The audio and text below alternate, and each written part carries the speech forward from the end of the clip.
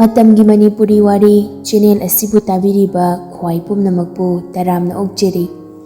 Ngasi su mahausagom Toungamba 12 suba tangkak amok puduna lakjeri.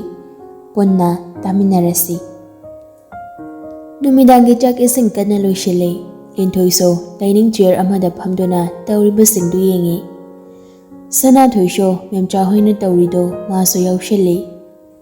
Bema laungni he nangbo sidai sida phamu laungni he nini khoina maini loisinjarane. Ningthougi waduda memcha so Ningthouido onsinduna. Chalo phamuro. Ningthoi nokmi jengsinduna Ningthouiga thangnaba chair ama jengthoktuna phammi. Ningthoi khangning singlakpagi maongda mamaido Ningthouido onsinduna khangkau kawrai. Mama kaidorage jabo. Dasu nataba adagi yambungsu nataba damosu nataba kakaso kaubu yade hai kai kauduino. Ningthoi makhol thokna nokladuna kanana no ne he ichada adugi mingsingdo nataba mingkawona haiduba mana imagi ichanubana. Ningthoi nokpadu khangwa ngamdrei kana nokli chak thongbagi leiriba nupisingdo so nokli. Chak chamba toklaga Ningthoi kana changakduna thongdu lokdau seli. Hawjik phawbagi oinadi ngamba karisu hairaktrei nokmi tawbadu adu nattana.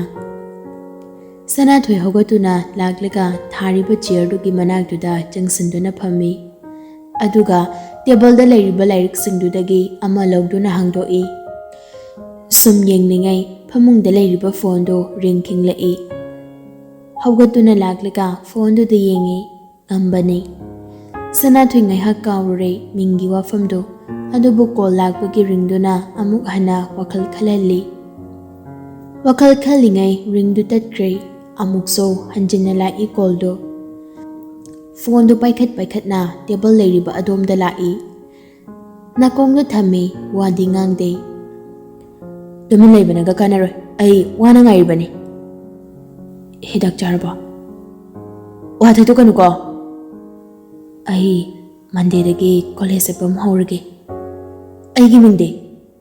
Insang haubra. Ai sangnag dore ko. Chakto mayam jaw. Ngama khumaktrei tumin laikrei Ningthouja wangangakde. Bhare thamage. Wangang bukanangde ngamba phone du fatkak thale Ningthoi machinduda murum soli. Os mina somda matha saringi sida. Mina kaunamba singso amata kawu yaroi. Aibo kai kaudunaba. Aisho kaufam khangdrena adum haiba yabado. Ikairinena hekhai. Amasini marolama Toungamba jat ka tohok mali. Phone khutamdo jadiba. Majindo murum sonduna WhatsApp changduna message ama type tawi. Saugano. Ngamba su reply do khudakta pirai. Saude. Kaidorige. Hainingi do ma haiba ngamdre ikaiduna atopa wada thaidukduna wari sananaba hotnabani. Tumage. Good night. Message to ubada Ningthoi tawfam khangdre majindo amukso murum soli. Kaino asengba saukhrzala. As ai kamai tawduino. Message amuk type tawduna thazali. Sauraba ngaiko saungano. Adubu message to deliver tawde Ningthoi tawfam khangdre tumthabasu pakna yadrema. Matamgi ayukni ngasidi ngamba kadagi thorakte. Mani Ningthoi Ningthoi makhoi ahomdo achouba dining table doda breakfast sari. Mani ga Ningthoi ga du machagi maramda wari sanarei. Karino ne he nachanu padubo ngasidi kumtharakte kaidorage masaga ngamdraba zalo. Aina ka khalurabani ngakok chi ye breakfast do chaningdre. Hawgat hawdrubone hidaga machardi phadawni ne. Hawgat hawdri hawgat loti hairambani. Hidak to chandrasu yarani. Thabak inkhangase khara mating pangba yaribani maso. Hayengwai mangonda loina tadawrini. Namduna tohangumsi. Mana pamba kandane mai adum tawjasani. Mani hoigi warido Sanathoi tumin tari.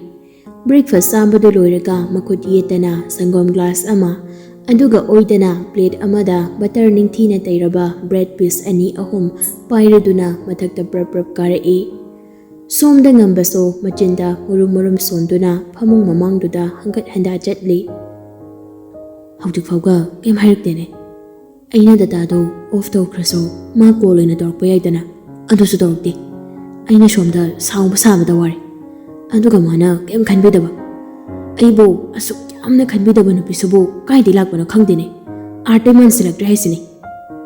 Mi lakpagi makol ama tabaduda phamungda chongkhalaga blanket machado haifet thabak wai fok chingkhatuna subchilaga nakan amada cheptuna mamito uishinkre. Sanathoi prap changlaktuna mana pairaklibado phamung managi table thammi. Aduga wam tangangdabi ngaihak phamung mamangda leptuna lei. Minute amamuk leplaga makut anido punsinaduna tapna hairei. Breakfast sana bahukalo. Thingi. Ngamba mamai dukhak haifet lei thorakduna. Ai janingdre. Asi hairaga mamai do muk leisinkrei. Sanathoi mapukningdu nungsiraduna mapi tare. Khunjal gadu nik laungduna. Saugana. Breakfast at jaro. Ngamba khunjal duda fuk haugalai aduga Sanathoi yengai. Mamai nonthaduna mapi taraga leirami. Adu ubada prap hairei. Sana kapkanu se phagi tawbaneba ai saudeba phagi tawbaneba. Sanathoi adu mainaga hairakpaduda hena dum kapthorai kapngang tawraduna. Nang sauridude aina message thabashu yingbide. Breakfast so chadridude. Mamana kokchi ene sahai. Naradi kamai tawne. Ngamba mamon noklai aduga Sanathoi ki makutto tapna pairai. Amadudi mamai nonthaduna kanne kapli. Ngambana tapna chingsanduna phamung machida phamhalli. Aduga mapido khubi aniduna tekthokpirai. Sanathoi do kapli ga tawraduna. Aina mamada so hangine. Ado mamado khumakte. Nokaga leirine.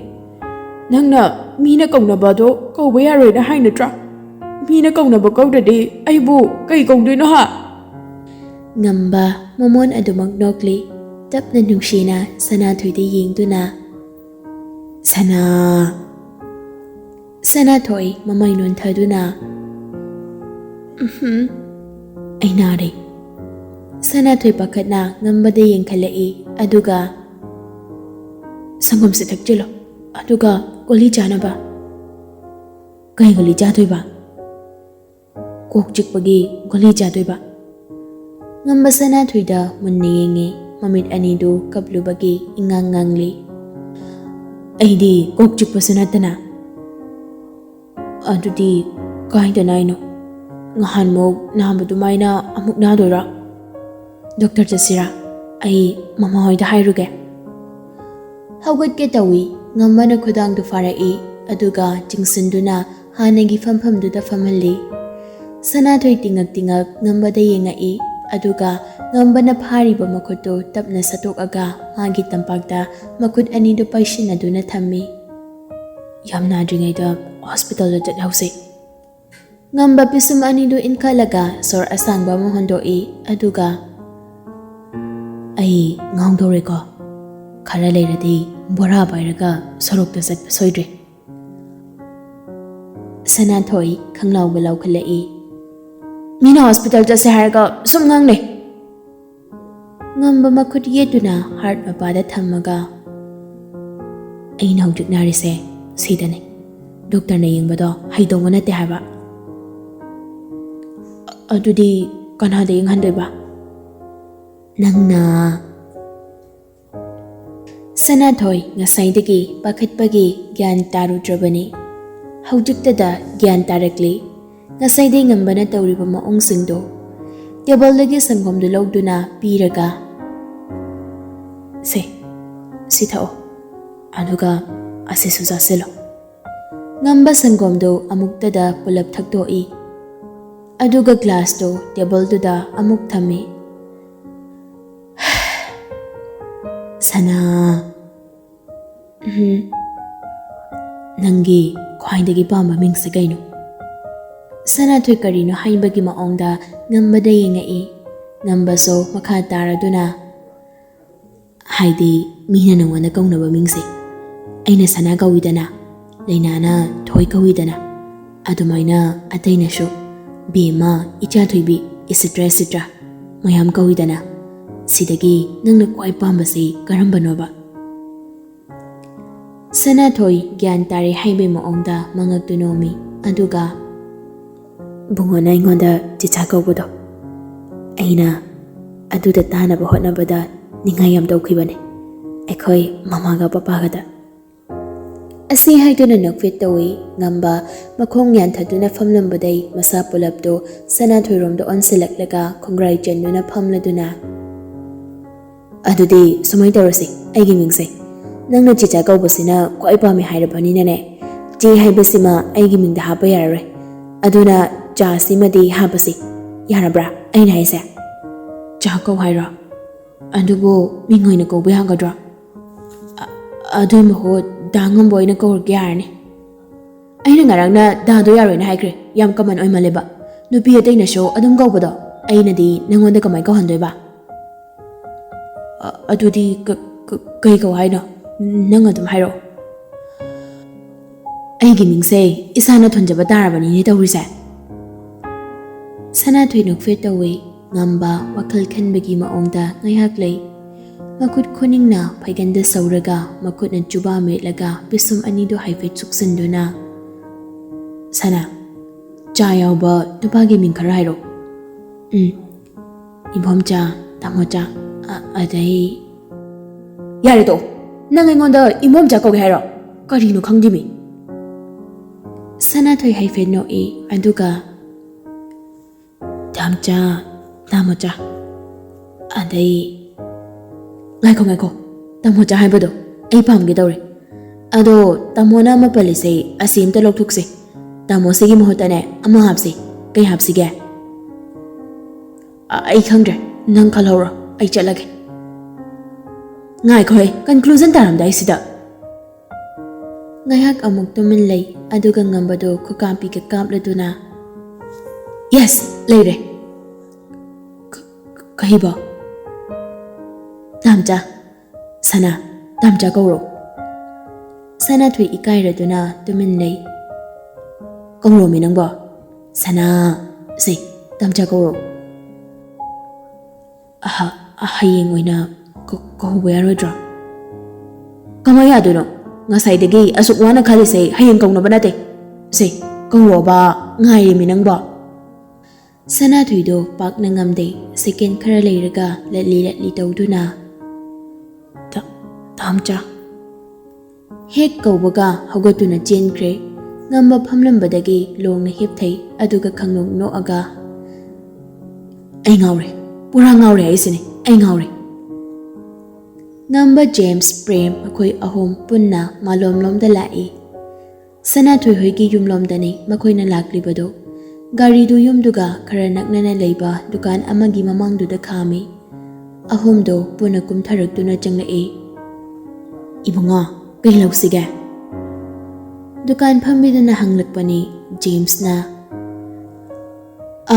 Ine. Ada yum ama lerise asise kamay tawbano. Dukan phambi nupido haifet thorakduna James na makut theliba adomda yenglamlaga amuk changduna magi phamduda phami. Kuhirabani da ibungo asigi yumse mi leitaba chahi mari manga suramani da. Premna amuk hanglai. Mi mata yumsida laktrabo ine. Laktre da ibungo thoibaga Priyagana leikidraba matung kanasu yumsida changakpo okidre. Ado ibungo hoine hangisibu karigino. Asigi inkholse ekhoina sum pamba laurasirana tawbani. Ada inkolsibu kanagi mingda leijano. Binana thoibagi operation gida yon crane hybrid kaino.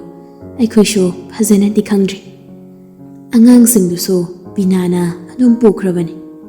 Moisho adum lakidri sida. Ado ine soige inkol pulapse yawbo inkolgi mep kumba legadra. Laini adu budi. Ado kopi himda laujage. Premna hairakpani. Nupidu nupa ahomduda munna yengae. Chingnaba yaba mira haibagi maongdani. Adubu thoina dugumba mandabaduda. Ngayak ngaiba yangadra noiba. Hoi, kaisu kaidi, ngaigine. Nupidu phone du lawduna call tawi aduga kai no haigre. Phone du thammaga moi ahomda mo ansalakduna. Ngairuko puthora ani.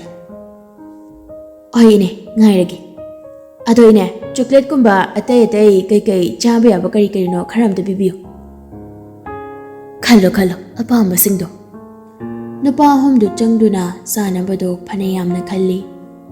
Chanabado khanba loiraga dukan mamangda thamduna paisa panaringai angang nupa macha amana lagduna che ama nupiduda pirei. Lairika du tawko koidana lainuko. Angang dosu chatkre nupiduna che du James tu pirae. Se me phaido. James tu pirakliba che du lauraga. Yam nungai zare ine. Ado akhoi gi se kaya tarage. Lising ahonga chatret ga yankhai tare ne. Ngamba pocket age purse lawthoklaga paisa du lawthoktuna piramlaga chana bisingdo khaw achoba amada haplaga puduna thorai. Gari manungda ahumdo wari sari. Premna. Ine binaso yumda halakde. Malerdi kharisu phagadawani. Aina khanbada magido lotpa maline. Kamaina no. Aina sanada hanaso adum chatprana hangbada amukta morida chatuna karbar tawdena hai. Chumme amukta chati. Adudi mana handak chatlise machan ginakta kesona la ambadu dainine. Oidene lainana haibado. Ayin kholse hojik kanagi mingda leigena babada thialage. Aduga makhasa thasi thabakse. Hoi adumaina tawrase. Ado chanaba mayam sidi kamai tawdeba. Nangna logena hairna draw nang loi bujakro. Hey huranba. Mingwandagi nangi kanabado lordi migi sune kanaba pibado kai ha give and take haido nang amta tadriba. Hoyare adunane nang pukrai sini.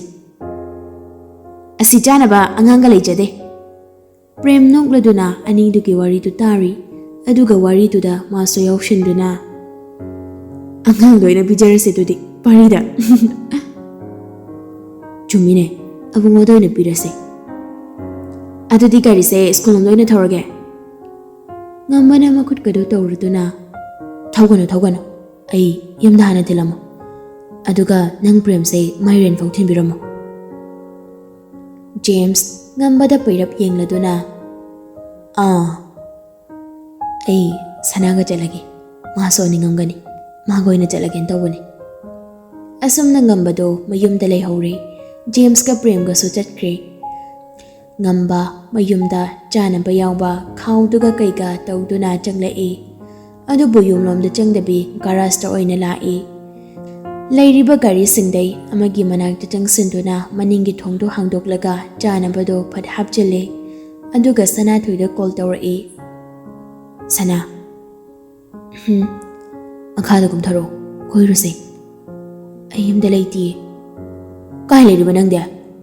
Sitha fast food. Kai fast food kanaga.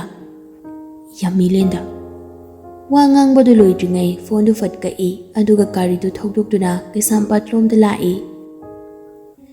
Fast food tu yobaga gari du pak tawsilamnaga manungda brab changai. Sanathoi chair amada phamduna leirami. Maga mayoknana thariba chair dudi mi phamlamde. Ngamana brab changsilaklaga phami. Sakphamdo yengbada khara sawba mali. Sanathoidi ngambada ngakni yengi. Kai thori banang disida. Kanaga laiba. Kanana nangonda nathana chalu hage. Soi ngamba thoklaga mangjadoise kanana ba. Kamaina nang mafam se lairamino me. Kari da laina ba. Gari su loi lehawi. Angonda kem hairam dridi kai kino. Wado mathang pulap hekta haijilai. Sanathoing wahang mayamdoge paukum oina atenba wahi amani khak hairi. Laina galakpani. Ngamba sor asangba mohondoi gyan khara tari haibe maongda. Laina so washroom lom dei thorai ngamba ubada ngakna hanglei. Toungamba, nangdi sida kamaina? Ngamba Lainada noklatuna yenglaki aduga Laina, aigi future wife say karamba line jengkrazana una thira ini. Aduga line oiramdre. Laina no ilerami. asi haiduna noi Laina sunokli sangsilakduna fammi Laina atopa chair amada ngamba Lainada yengduna aidi kanaga jatkhrabanuna pakhalurabani. Aidine hairamuna haibani. Ado akhoi nupisina yadriba. Aisu college halakpaduda sum uningdanane phone tawraga kauthopani. Madi engonda haiba yadabani. Kuira oidabaduda hairaktabani. Hainingdabagi nati. Molly hairakpani Sanathoina Lainadu noi matawduda ngamba swaipe noi aduga Lainada onsinduna karan haurai Ado Laina noina manabise karam kanda koina dino khangde. Aina nungsi hairise phanayamdi yamabani. Message ta ho masada ho direct ta bahai bo. Haujik fawba pawkok ngamde pirakte. Kamai tawbano ba khangde basibo. Nang karam ta hairamo. As aidi koina dana nungsinarabaga ningore. Haujik fawba nungsinadriba loire. Kok nungsinaro yadro thoy. Sanathoida yengduna hairakpani Noyani kai chakine yum halase. Laina nangso yumda halo thengani. Waga thidukdana ga tawine. ngamba sa Laina ge mating pangsilaklega Yam haibani asumai matangdadi. Charoi doirdi halase. Hai masidi pura kainom tawrene. Laina nang seranturan yam ngangi. Laina do Sanathoida yengaga nokthorai asumna Laina so mayumda hankre anidu su kari tongduna lai Sana asengbagi nangangi pawkhum amadi piyudana. Sanathoi khomlakte mamai onthokduna lei Sigi wasibu hayoradi nangsei mute layase ayekta kawba. Ado kai charage. Char imaya. Ado kaidano koina chalisiba. Yumdana dabro koina chalisa. Nate koiruduini.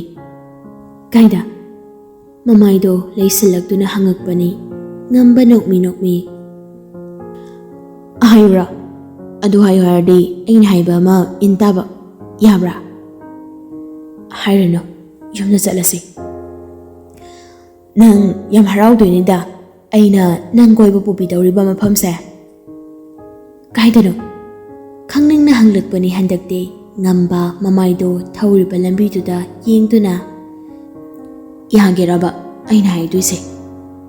Koino haiduise. Dam da gauro. Kaidano koin chatduise. Gauro adu haigeba. Sanathoi khomakdre tumin makokdu situda ngathaduna mamit ushinduna laikre. Ngambaso wangang sandre tumin maso gari do thauduna lai. Sana ngambana thongdu hangdukduna makokdu kharanon thaduna kawarpani.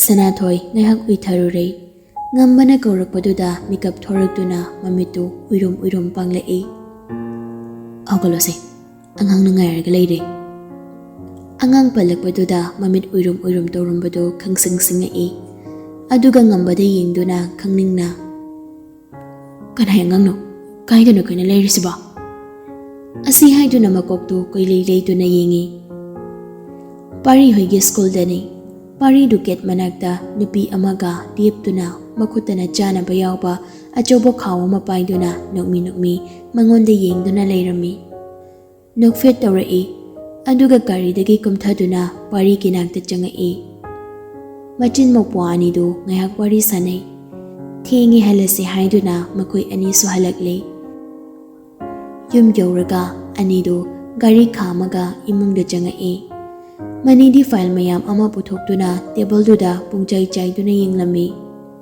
Sanathoidi mathakta kakhatkre ngamba mapagi manakta changsinduna phamthai Aigi chase engonda hainingba ama leiba malida Nokmi tawduna hairakpani ngamba pocket tagi ngasai gi map tu lok thokduna ꯇꯦꯕꯜꯗ ꯂꯩꯔꯤꯕ ꯄꯦꯟꯗꯨ ꯂꯧꯈꯠꯂꯒ ꯃꯄꯥ ꯑꯃ round ꯀꯣꯏꯁꯤꯜꯂꯦ꯫ ꯕꯕꯥ, ꯁꯤꯒꯤ ꯑꯦꯔꯤꯌꯥꯁꯦ ꯀꯅꯥꯒꯤ ꯃꯤꯡꯗ ꯂꯩꯒꯦꯗꯣ ꯍꯌꯦꯡ ꯐꯥꯎꯒꯤ ꯃꯅꯨꯡꯗ ꯑꯩꯉꯣꯟꯗ ꯑꯝꯇ ꯍꯥꯏꯕꯤꯌꯨꯕ꯫ ꯃꯅꯤ ꯂꯩꯔꯤꯕ ꯃꯦꯞꯇꯨꯗ ꯑꯃꯨꯛ ꯌꯦꯡꯉꯤ, ꯉꯝꯕꯗ ꯑꯃꯨꯛ ꯌꯦꯡꯉꯤ, ꯑꯗꯨꯒ ꯀꯔꯤꯁꯨ ꯍꯥꯏꯗ ꯆꯦꯗꯨ ꯄꯥꯏꯗꯨꯅ ꯃꯥꯒꯤ ꯀꯥꯔꯣꯝꯗ ꯆꯪꯈ꯭ꯔꯦ꯫